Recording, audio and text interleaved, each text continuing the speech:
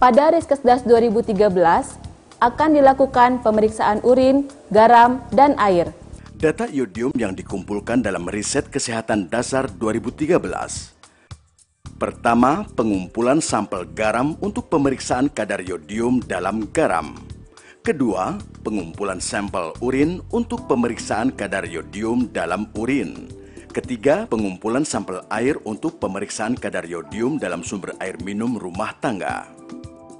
Kadar iodium dalam garam. Tujuan dari pemeriksaan iodium dalam garam ini untuk mengetahui proporsi rumah tangga yang mengkonsumsi garam dengan kadar iodium cukup di tingkat kabupaten atau kota dan untuk mendapatkan gambaran kadar iodium dalam garam rumah tangga di tingkat nasional.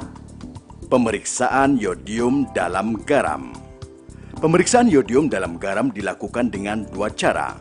Cara tes cepat dengan menggunakan cairan atau larutan khusus yang diteteskan pada garam yang akan menimbulkan perubahan warna yang dilakukan rumah tangga oleh tim enumerator.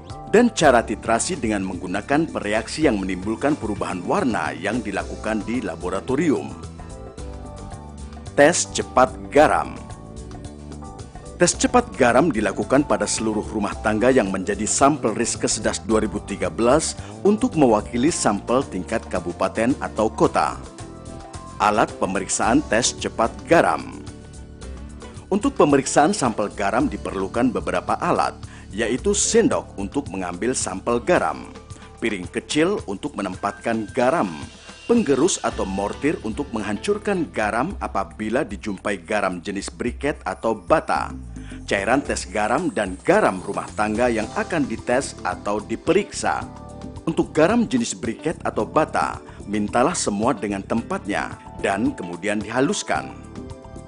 Setelah garam cukup halus, ambil 1 atau 2 sendok teh, letakkan di piring kecil lalu teteskan 2 atau 3 tetes cairan tes garam. Untuk garam halus dan garam krosok, mintalah sampel garam rumah tangga kepada responden. Aduk terlebih dahulu sampai rata. Ambil garam sebanyak 1 sampai 2 sendok teh, lalu teteskan 2 sampai 3 tetes cairan tes garam. Ada 3 kemungkinan warna yang terjadi setelah garam ditetesi cairan tes cepat.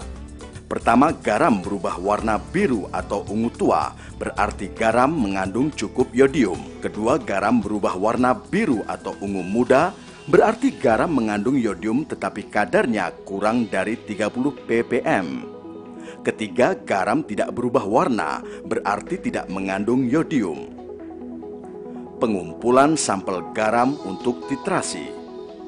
Pengumpulan sampel garam untuk titrasi akan diambil dari 177 kabupaten atau kota terpilih untuk mewakili sampel tingkat nasional. Pada 177 kabupaten atau kota yang terpilih tersebut, dikumpulkan sampel garam rumah tangga sebanyak 3 sendok makan, yang selanjutnya akan dikirim ke laboratorium yang ditunjuk. Mintalah 3 sendok makan sampel garam yang biasa dikonsumsi rumah tangga.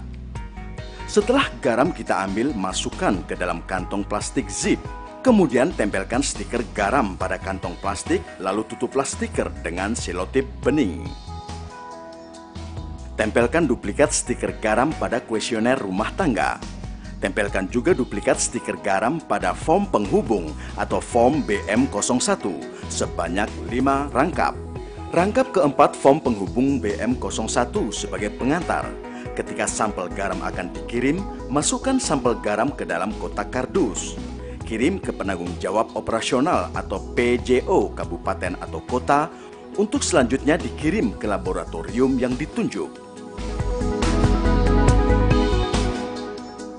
Kadar iodium dalam urin.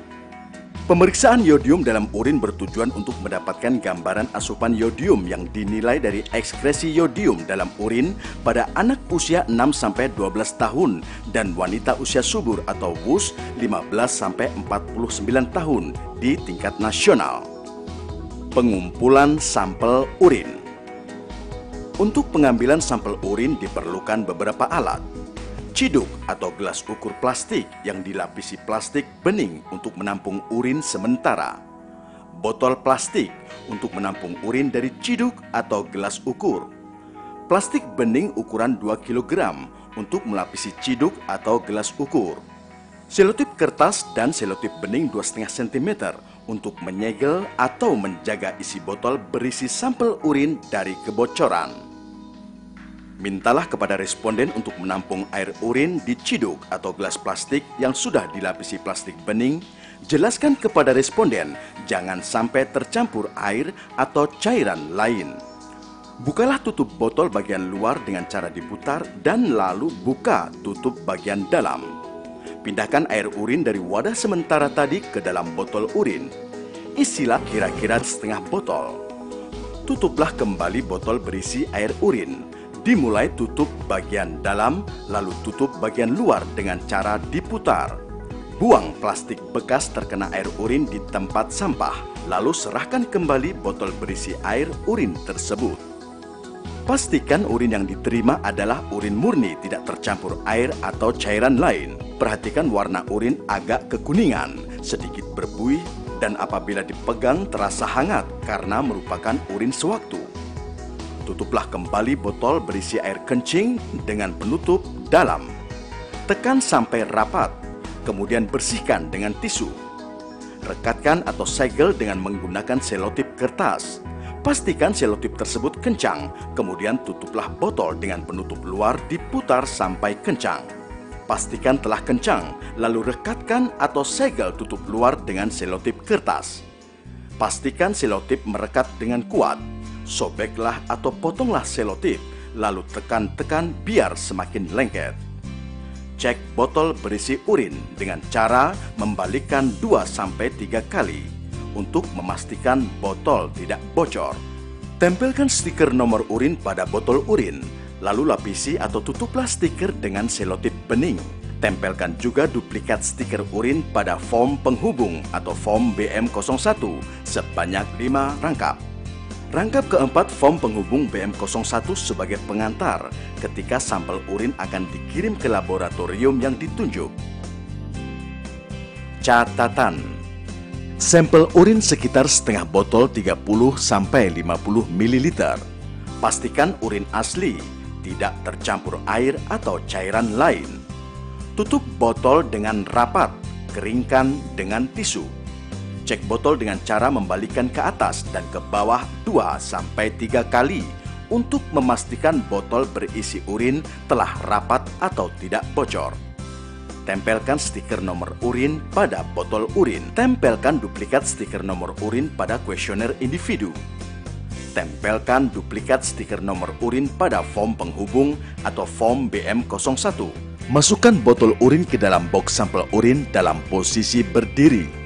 Tutup box kardus dan beri tanda peringatan jangan dibalik pada luar kotak kardus untuk mencegah botol diletakkan dalam posisi salah atau terbalik. Masukkan box kardus berisi botol urin ke dalam kotak kardus, tutup kotak kardus dan beri tanda peringatan jangan dibalik pada luar kotak kardus. Beri alamat pengiriman laboratorium yang telah ditunjuk. Kadar yodium dalam air. Pemeriksaan sumber air minum pada rumah tangga bertujuan untuk mengetahui kadar yodium dalam sumber air rumah tangga di tingkat nasional. Pengumpulan sampel air. Enumerator mengambil sendiri sampel air dari sumbernya, yaitu sumber air minum utama rumah tangga didasarkan pada pola kebiasaan air minum yang digunakan di blok sensus setempat. Catatan: pengambilan sampel air dilakukan pada rumah tangga di mana wanita usia subur diambil sampel urin. Pengambilan sampel air setiap blok sensus sejumlah 3 sampel dengan sumber air berbeda yang digunakan pada setiap rumah tangga. Secara umum, sumber utama air minum rumah tangga berasal, yaitu air sumur gali, air kemasan atau isi ulang, air ledeng atau pam, air sumur pompa, dan mata air. Alamat pengiriman sampel urin, air, dan garam dikemas dalam 2 paket. Paket pertama terdiri dari sampel urin dan air. Paket kedua berisi sampel garam. Pengiriman sampel urin, air, dan garam ditujukan kepada